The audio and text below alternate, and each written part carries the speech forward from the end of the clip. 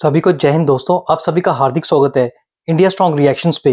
आशा करता हूं कि आप सभी लोग बहुत अच्छे होंगे। तो आज हम आपके लिए दमदार और एक इंपॉर्टेंट वीडियो लेकर आए, जिसमें आप देखेंगे कि पाकिस्तान में आजकल इतना खौफ है भारत का कि पाकिस्तानियों को लगता है कि भारत कभी भी हम पे हमला कर सकता है और घुस के पाकिस्तान में आतंकवादी अड्डों को उड़ा सकता है। तो इसी मुद्दे पे आप देखेंगे पाकिस्तानी एनालिस्ट चीमा को, जिसके सवालों का मुंह तोड़ जवाब देंगी अपने अंदाज में आरजू काजमी। तो ये वीडियो काफी इंटरेस्टिंग होगी, आपको बहुत कुछ जानने को मिलेगा और मजा आएगा। तो इसे अंत तक देखें और चैनल पे नया तो चैनल को सब्सक्राइब कर दें, ताकि हम आपके लेटेस्ट और इंपॉर्टेंट वीडियोस लाते रहें। तो चलिए पहले ये वीडियो देखते हैं और अंत में इसके बारे में बात करेंगे। जय हिंद, जय भारत। के देखें, सवाल ये है ना, I think India is successful. किस चीज में इंडिया कामयाब हो गया कि पाकिस्तान कहता रहता है कि देखो रोज धमाके हो रहे हैं, पाकिस्तानी मानते नहीं, और वो जो कहते हैं पाकिस्तानी मानते हैं, तो द जॉब इज डन। और हमारे बड़े सीजन्ड पढ़े लिखे लोग जो हैं, जो जिनके पास अच्छी इंफॉर्मेशन भी है, फास्ट ट्रैक पे इंफॉर्मेशन मिल जाती है, वो ही पाकिस्तान के केस को, और फिर देन जब पाकिस्तान एफएटीएफ में जाता है तो वो समझते हैं हमें इंडिया लेके गया। भाई इंडिया एफएटीएफ, हालांकि मजे की बात बताऊं, यूएई भी एफएटीएफ में है। यूएई पता है मुझे sir, for another context, money laundering के लिए पता है मुझे। लेकिन सर मुझे ये बताइए, जो जब जब हमारे लोगों ने जाकर यूनाइटेड नेशन और कौन कौन सी जगह आप बता रहे हैं कि वो बताया था कि हाफिज सईद के घर के बाहर ब्लास्ट किया, मारने की कोशिश की हाफिज सईद को, तो यकीनन जिस जिस कंट्री में या जिस जिस ऑर्गेनाइजेशन को हमारे लोगों ने बताया, उन्होंने ये भी पूछा होगा कि हाफिज सईद कौन है। तो क्या बताया? हाफिज सईद हीरो है पाकिस्तान का। हाफिज सईद वो है जिसने कश्मीर में, जम्मू कश्मीर में और मुंबई अटैक में और कौन कौन से अटैक्स में इन्वॉल्व रहा है, जिसने वहां पे लोगों की जाने ली है, ये भी बताया। और उसके बाद शुक्र भी अदा किया होगा कि शुक्र है खुदा का कि बच गया जी। उन्होंने तो पूरी कोशिश की थी इंडिया ने कि किसी तरीके से उड़ा दे, लेकिन बच गया।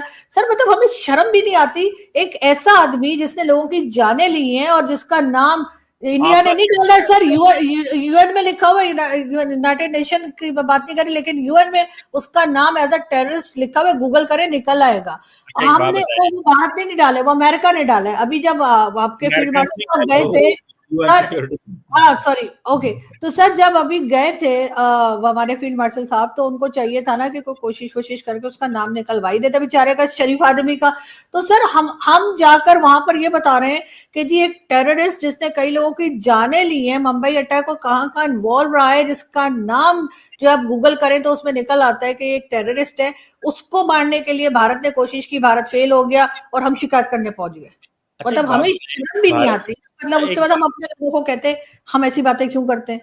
आप एक बात बताएं, एक हाफिज सईद कोई यूएन डेजिग्नेटेड टेररिस्ट लिस्ट में है, क्या इंडिया के पास राइट है कि उसको एक्स्ट्रा जुडिशियल या किसी इस तरह के सुसाइड हमले में मार दे? हाफिज सईद के पास राइट था कि वो जाकर वहां पे लोगों को मार देते, नहीं लोगों की जाने ले ले। आप देखें, आपने आधी बात देखें। आप, मैं एक चीज कह रहा हूं कि बंदा यूएन सिक्योरिटी काउंसिल की लिस्ट पे है, इट मींस कि उसने क्राइम किया है, तो वो लिस्ट में है ना। फॉर एग्जांपल क्राइम किया हुआ है, हाफिज सईद ने जो भी क्राइम किया हुआ है वो एक लिस्ट में आ गया। जब वो लिस्ट में आ गया, now he is in Pakistan. Pakistan के ऊपर जिम्मेदारी है कि जी फलां सिक्योरिटी काउंसिल रेजोल्यूशन के तहत तुमने ये जिम्मेदारी पूरी करनी है, उसको सजा देनी है, जो भी करना है। क्या इंडिया के पास कोई जस्टिफिकेशन है कि वो उसको पाकिस्तान में आके किसी सुसाइड धमाके में या उसके घर के बाहर गाड़ी खड़ी करके ब्लास्ट करवा के कत्ल करवा दें? क्या उनके पास ऐसी कोई राइट है या वो कर सकते हैं? नहीं, किसी के पास राइट नहीं है, लेकिन आप साबित भी नहीं कर पाए ना कि भारत ने किया है। आपका एक इल्जाम है अभी फिलहाल, लेकिन अगर ऐसा, और आपने उसको हाउस अरेस्ट कर रखा है, तब तो लोगों को पता लगा कि वो घर में, और इससे पहले तो हम लोग कह रहे थे कि वो जेल में। जब उसके घर के बाद ब्लास्ट हुआ तो पता लगा वो घर में खाना पका रहा था, टमाटर काट रहा था खड़ा हुआ, तब उसको ब्लास्ट हो गया बाहर। तो लोगों को पता लगा, मुझे खुद को उस वक्त तक यही समझ में आया था कि जेल में है। जब उसके घर के बाहर ब्लास्ट हुआ है तब लोगों को पता लगा कि तो घर बैठा हुआ है, वहां आप एक्सपोज हो गए बहुत बुरे तरीके से। चलें, ये तो आप मान गए। चलो, at the end of the day the point is कि भारत को कोई हक नहीं है। पाकिस्तान ने उसको सजा दी, कोर्ट्स ने उसको हाउस अरेस्ट किया है because is high profile case. उसकी जो भी मसले और इमरान खान किया है, Imran Khan high profile case नहीं है। इमरान खान को जेल में क्यों रखा है, हाउस अरेस्ट क्यों नहीं किया है? आपको पता है इमरान खान के लिए स्पेसिफिकली जो कोर्ट है वो जेल के अंदर लगाई जाती है, क्योंकि उसको बाहर नहीं भेजा जा सकता। क्यों? सुने तो सही ना, the problem with Hafiz Saeed is कि हाफिज सईद के ऊपर कंसेक्टिव केस नहीं है कि उसको जेल में रख के तो वहीं पे किया जाए। सो गवर्नमेंट के पास जो लॉजिक है वो ये है कि क्योंकि इमरान खान को हर रोज डिफरेंट अदालतों में केसेस में पेश होना पड़ता है, उसकी मूवमेंट बड़ी महंगी पड़ेगी और वो सिक्योरिटी रिस्क होता है, सो उसे keep him in the jail and जजेस वहां जाते हैं और वहीं पे अदालत लग जाती है। So that is the point. So ये चीज जो है ना, और ये हाफिज सईद घर पे क्यों है, जेल के अंदर क्यों नहीं है?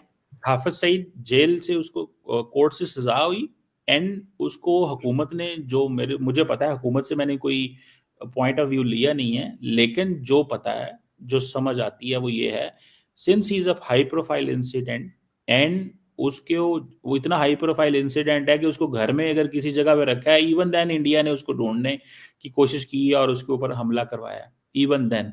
तो दैट इज वाई बचाने के लिए, मतलब उस आदमी को जिसने कई लोगों की जानें ली हैं, हम उसकी जान बचाने के लिए, इतना हाई प्रोफाइल है, हम उसको बचाने की कोशिश कर रहे हैं। ये पाकिस्तानी सिटीजन है और उसको सजा देने का हक सिर्फ पाकिस्तान की अदालतों को है, भारत हाँ। को या किसी दहशतगर्द को नहीं हो सकता। वट एवर द केस, आपको बुरा लगेगा, आप उसको जेल में नहीं रख रहे हैं, घर में रख रहे हैं, उसकी जान बचा रहे हैं, उसको हर तरह की फैसिलिटी दे रहे हैं, इंटरनेट से लेकर कुक तक, और फिर आप कहते हैं कि नहीं जी हम तो टेरर फंडिंग नहीं करते।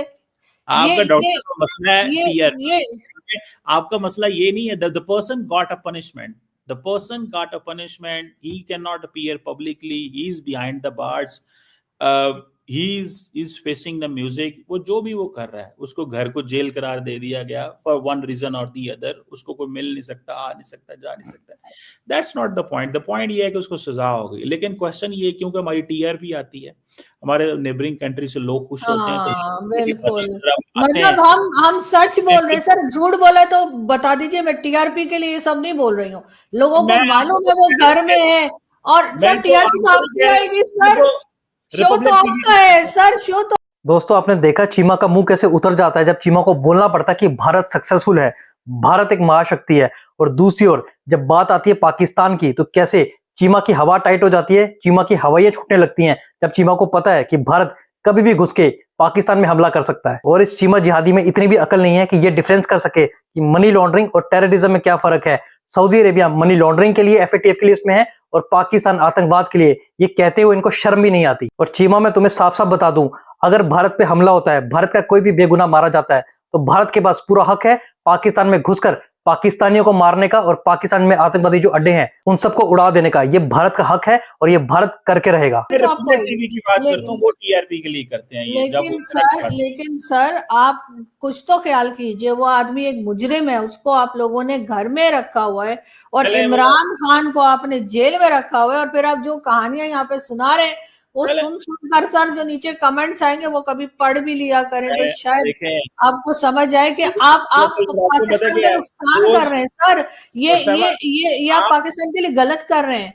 देखें बात पता है क्या, कुछ लोग होते हैं जो वो कहते हैं ओहो इस लोग बंदे ने मुझे ये कह दिया, अब मुझे ओपिनियन चेंज कर लेनी चाहिए। आपको अपनी अंडर प्रेशर नहीं आना चाहिए, आपको अपनी opinion, if you are right you should keep the opinion. हाँ मैं तो रखती हूँ। लोगों ने और 15 लोगों के और 20 लोगों के कहने से किसी का मैसेज आ गया, किसी ने किसी को ये कह दिया, तो अब आप ओपिनियन बदलने खौफ से, मैं नहीं समझता ये राइट है। एज लॉन्ग एज अगर आप ओपिनियन मैंने बदला है सर, मैं तो सालों से जो बात कर रही हूँ वही कर रही हूँ sir.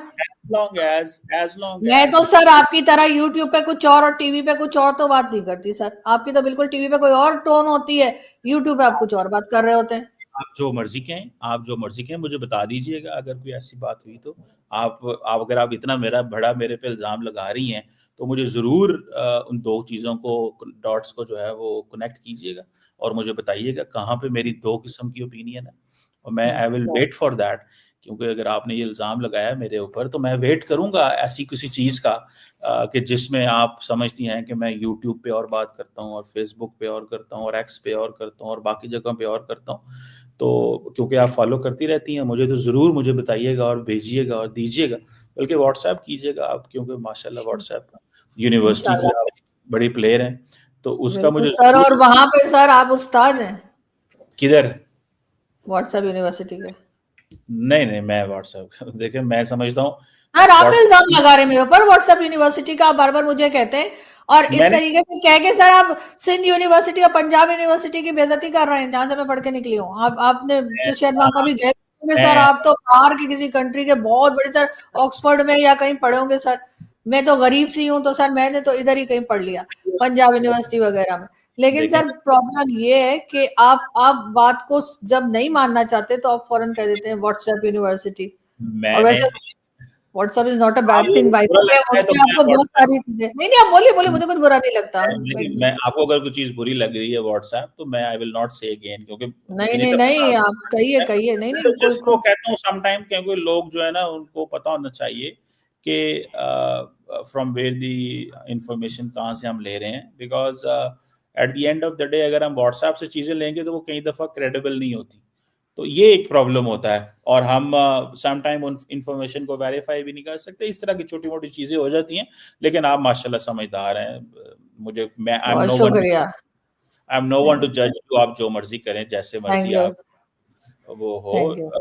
So thank you very much madam, अगर आप ये समझती हैं कि पाकिस्तान को इंडिया ने FATF में डलवाया, तो आपने थॉट को चेंज कर लें। It was not India and India can do it, it was America, और उस वक्त पॉलिटिकल इश्यूज थे और मसले तो मसाइल सर थे। अभी तो मसले मसाइल उनके इंडिया के साथ भी हैं, तो इंडिया को क्यों नहीं वो FATF में करे सर? हम मतलब हम हमारी गर्दन पतली है क्या? 4 बार हमें डाल दिया और इंडिया को एक बार भी नहीं करे, जबकि इंडिया से अभी अच्छे खासे टर्म्स खराब हुए हैं और हम तो उस पर कई बार लड्डू भी बांट चुके हैं कि अब तो हम रेलिवेंट हैं और भारत को तो पूछा ही नहीं जा रहा। कभी टैरिफ लगाए जा रहे हैं, कभी 6 जहाज कभी 8 जहाज गिराए जा रहे हैं, तो सर क्यों भारत को नहीं डाले? खैर बहरहाल देखते हैं क्या होता है। Thank you so much. देखिए, आपकी मर्जी है, जो मर्जी कहती रहें। और आप देखें, TRP अच्छी होती है, इस तरह की बातें करने से अच्छी TRP मिल जाती है। चले, thank ji you very much. Thank you so much sir, thank you.